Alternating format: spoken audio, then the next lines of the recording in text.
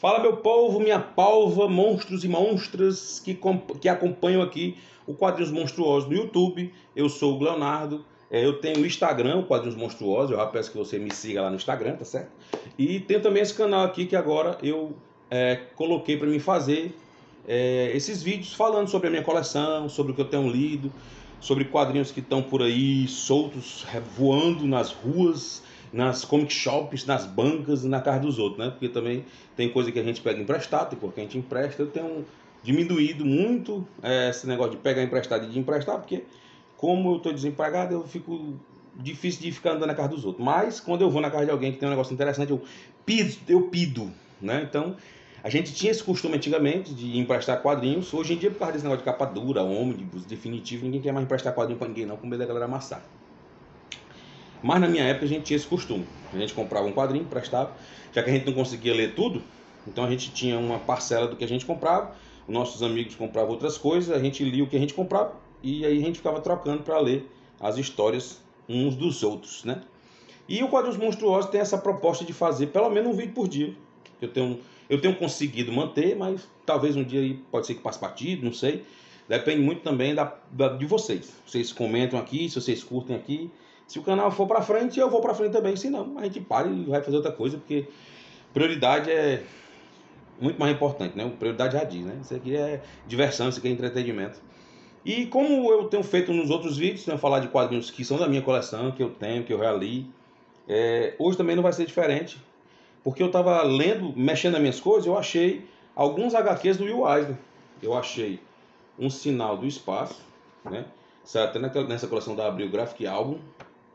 Achei a Vizinhança da Avenida Dropsy, do Will Eisner, que muitas pessoas dizem que é uma das melhores histórias que ele já escreveu. Mas hoje eu quero tratar exclusivamente de Um Contrato com Deus, sendo que Um Contrato com Deus vamos dizer assim, dizem as pessoas, né? Acreditam a ele esse nome graphic novel. Dizem que o Will Eisner criou esse nome graphic novel. Ele batizou essa edição, esse encadernadinho aqui, né, como o primeiro graphic novel que saiu no mundo, né? O Will Eisner, para muitas pessoas, né, e para mim inclusive, porque eu considero mesmo, ele é o maior roteirista, desenhista. Ele é um cara que consegue transcrever no papel e desenhar no papel aquilo que a gente chama de sentimento. Porque a gente ter sentimentos é uma coisa, e conseguir passar por papel isso, rapaz, é para quem é muito bom mesmo. E o Will Eisner consegue. Não é à toa que o prêmio maior, o Oscar dos quadrinhos que a gente conhece, que é dado até hoje por aí, é chamado de Prêmio Eisner, que é por causa desse cidadão aqui que escreveu Um Contrato com Deus. Uma coisa a ser dita sobre ele, né, sobre o Will Eisner e sobre o Contrato com Deus, é que essa obra é um reflexo do que é a vida do autor. Por quê? Porque o Will Eisner, ele passou 12 anos, 10 anos, 12 anos escrevendo Spirit, que é um personagem criado por ele e que fez muito sucesso. É como se fosse um super-herói, é como se fosse um fantasma, é um herói, mas não tem superpoder, né? Ele era um detetive investigativo, mas fez muito sucesso nos Estados Unidos. E quando ele partiu, quando ele migrou do Spirit, ele já foi direto para escrever histórias com teor de realidade, de cotidiano, né? E o Contrato com Deus é muito sobre uma história de vida que foi vivida duramente, tanto pelo personagem, que a gente vai já falar sobre ele, quanto pelo autor, Will Eisner, porque acontece uma perda na HQ que o Will Eisner viveu verdadeiramente, que é a perda de uma filha. O Will Eisner perdeu uma filha e por uma doença, e ele retratou para o personagem de Um Contrato com Deus. E nessa graphic novel tem um peso histórico de um bairro pobre, né? Ele escreve muito sobre o cotidiano, sobre o dia a dia, sobre a questão da vizinhança, né? Até esse Avenida Drops também é registrado aqui em Um Contrato com Deus, e muitas outras histórias de Will Eisner. Ele fala sobre essa avenida, número 55, né? E ele fala aqui sobre o judaísmo, que era a religião tanto do personagem quanto a religião dele. Nova York, que é a cidade que ele adotou para ele, o Bronx, né? A relação com os vizinhos e os cortiços, que eram as comunidades onde essa galera vivia, porque os prédios, né, eles eram alugados, as pessoas tinham quartos alugados nos prédios, e todo mundo se conhecia, todo mundo, às vezes todo mundo saía dos seus quartos, descia, ia para a mesa jantar, todo mundo junto, todo mundo era amigo, todo mundo vivia realmente uma comunidade nesses cortiços. E o desafio dessa obra a ser contado e vivido em 1978, quando ela foi escrita, é que o ambiente comercial da época era quase que total os super-heróis. A Marvel, a DC, elas tomavam de conta do mercado, né? A Disney vendia muita coisa.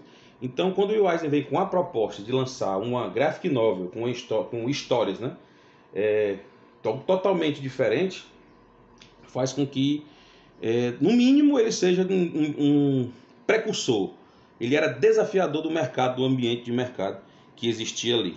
A força estava com a Marvel, com a DC, com a Disney, mas o Will Eisner veio com essa proposta de complementar e trazer e mostrar uma nova linguagem do quadrinho, com o tema do cotidiano, do dia a dia, ou seja, a realidade transcrita para uma HQ. Deixa eu mostrar para você aqui um pouquinho do que eu estou falando, que eu acho muito bonito assim, esses quadros que ele faz, ó. Pessoas estendendo roupa, sabe, os prédios ao fundo. É muito interessante o que ele consegue, aqui a cidade aqui, ó, a visão de cima de um prédio. E esse começo aqui é todo um prefácio que ele faz, explicando o porquê da obra. Este livro contém histórias extraídas do fluxo interminável das ocorrências características da vida urbana.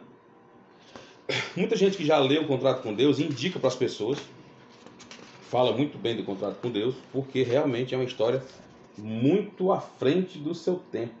Ela foi lançada originalmente em 1978 e o Contrato com Deus é uma obra revolucionária, que recriou as memórias do Will Eisner aqui, nessas páginas. O que eu acho tremendo é que ele bota até, ó, número 1, que é a primeira história, a história que abre o livro, né, que abre o quadrinho.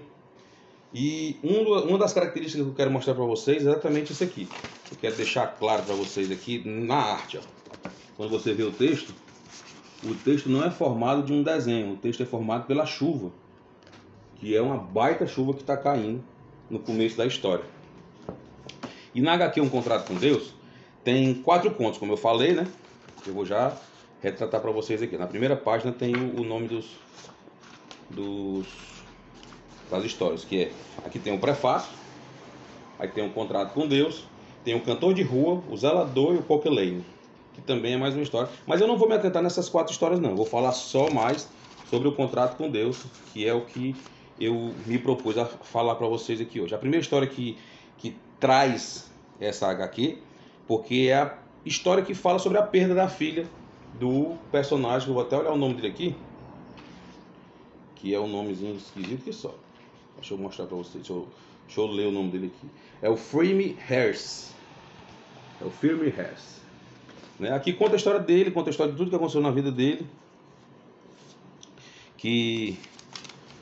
como foi que ele criou essa ideia do contrato com Deus.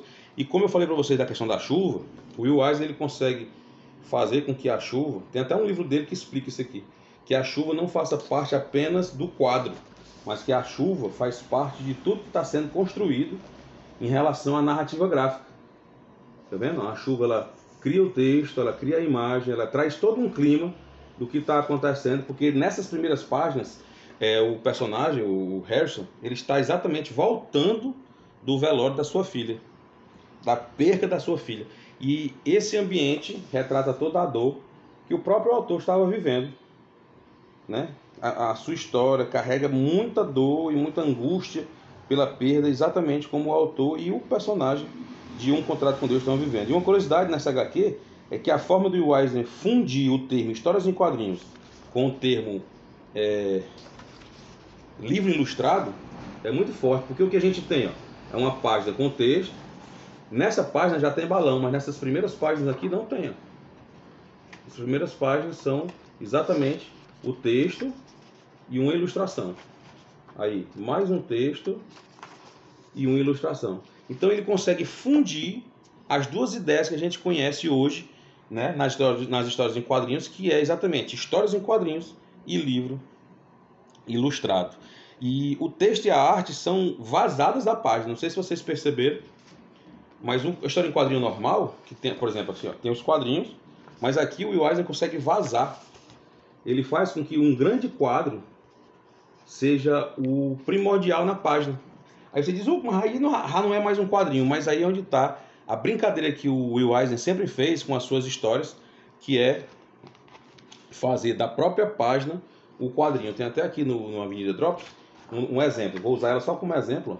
Você não vê o quadrado propriamente dito, mas você vê a história sendo narrada e contada e sendo montado um quadro, um mosaico de imagens formando a página com seus quadros perfeitos, onde a gente vai conseguir entender completamente a ideia do quadrinho. Muitas vezes a própria página se torna o quadro. É a loucura que eu percebo muitas vezes hoje em dia, né? Até em Watchmen foi criada uma ideia de página, que é aquela de 13 quadros, ou é 9 quadros, parece que é 3, 3, 3, são 9, 6, 7, 8, 9.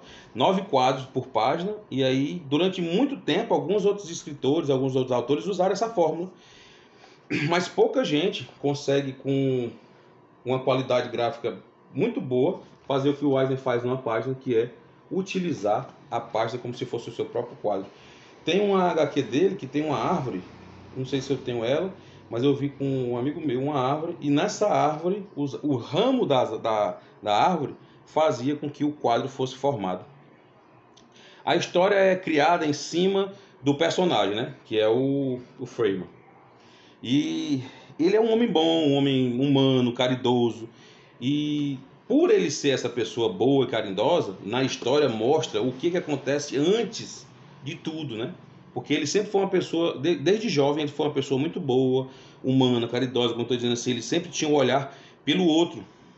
E um dia, depois que ele consegue viajar para os Estados Unidos, né? Ele sai da sua cidadezinha no interior lá da Rússia e vai para uma cidade de Nova York. Ele consegue se estabelecer e, através do seu coração bom e ajudar as pessoas, ele é colocado diante dessa situação de fazer um contrato com Deus. Porque ele pergunta para um rabino lá se Deus é justo, se Deus é bom, e se Deus está vendo a bondade que ele faz, que ele pratica. E o rabino diz, não, com certeza, se Deus é onisciente, Deus ele está vendo essa sua qualidade. E aí ele resolve pegar uma pedra e escrever e fazer um contrato com Deus, sendo que é mais ele, né, o Harris, o Freeman Harris, mais ele do que Deus, né? Ele faz um contrato, ele assina e diz que ali é um contrato que ele tem com Deus, coloca no bolso e vai viver. Até que um dia acontece da filha de colocarem na porta da casa dele uma neném. E aí ele, melhor do que ninguém, para adotar uma criança, é o homem mais caridoso e bondoso que tem na comunidade, né? No cortiço onde eles vivem.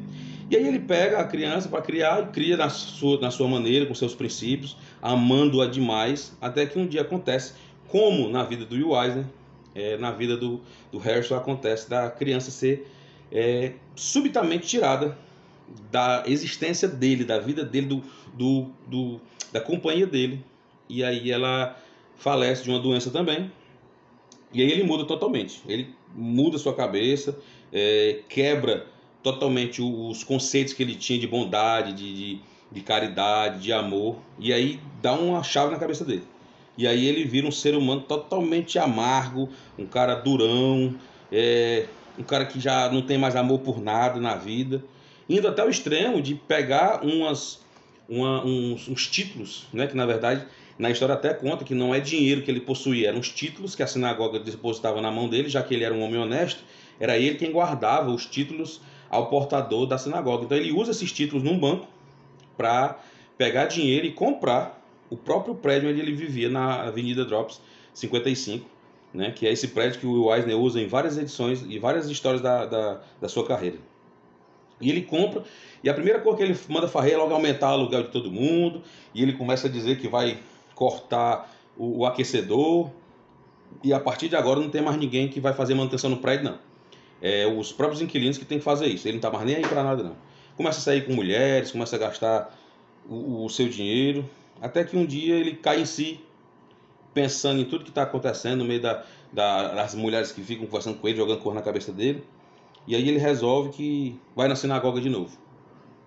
Apesar de tudo que ele já estava vivendo, de ruindade, ele vai na sinagoga conversar com os líderes e dizer para eles que ele realmente tinha mexido, tinha tirado dinheiro e tinha feito coisas por seu bel prazer, mas ele queria pagar. Ele não queria permanecer com aquela dívida e agora ele era um homem rico, né? Ele podia pagar e com juros e correção monetária. Sendo que ele queria algo em troca.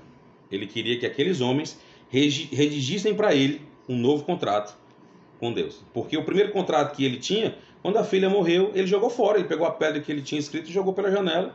E por aí ficou.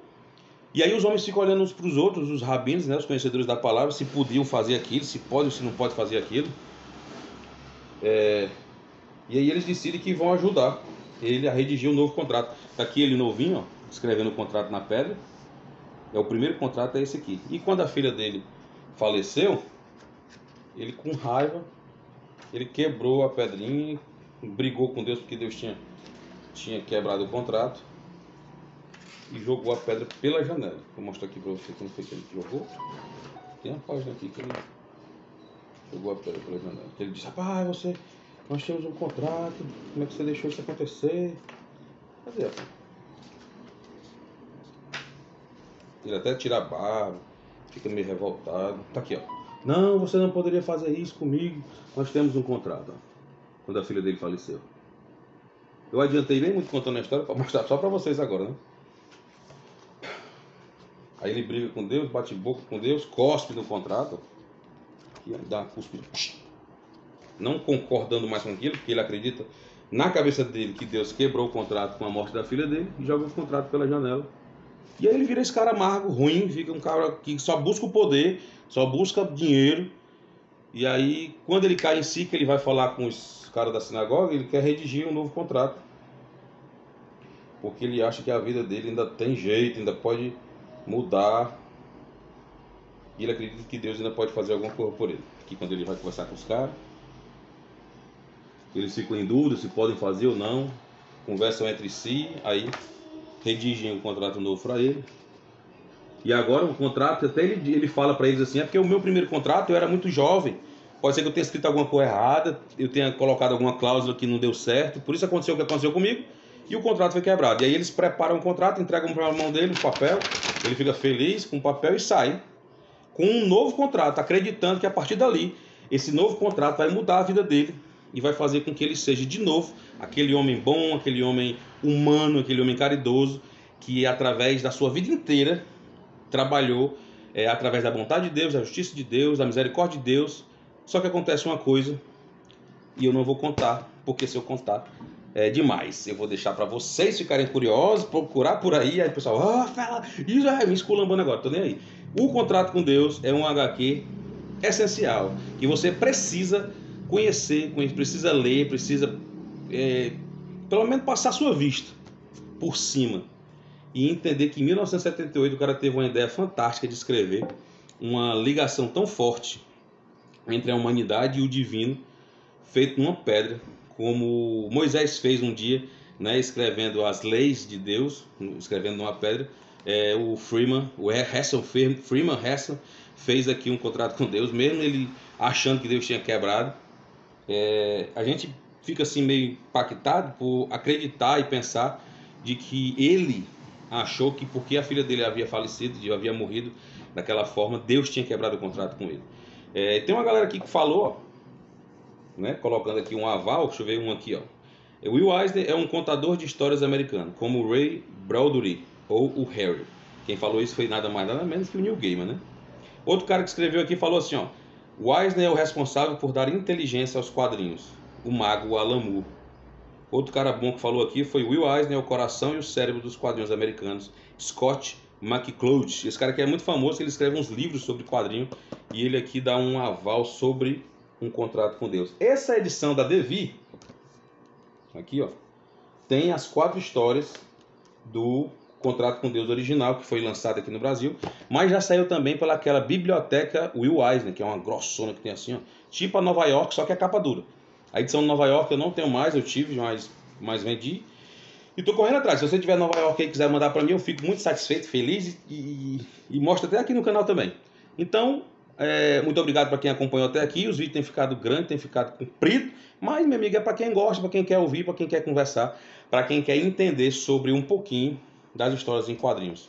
Fica aqui a dica: Um Contrato com Deus de Will Eisner. Corre atrás desse negócio aqui. Pede emprestado. Pede para mim emprestado. Se a gente se encontrar dia 8 de janeiro, já vai ter bazar, certo? Então fala comigo aí no direct, vamos ver se eu levo lá, pelo menos para você ver, para você conhecer, para você folhear. Pode ser que você fique com interesse de comprar. E não se esqueça, a partir de janeiro a gente vai começar os bate-papos lá na Gibinando, do meu amigo Fernando. A gente vai começar os bate-papos sobre quadrinhos. E um dos primeiros bate-papos que a gente vai falar lá é o que fizeram com o meu gibizinho. Vai ser eu, aqui do Quadrinhos Monstruosos, e o Igor Fernandes também.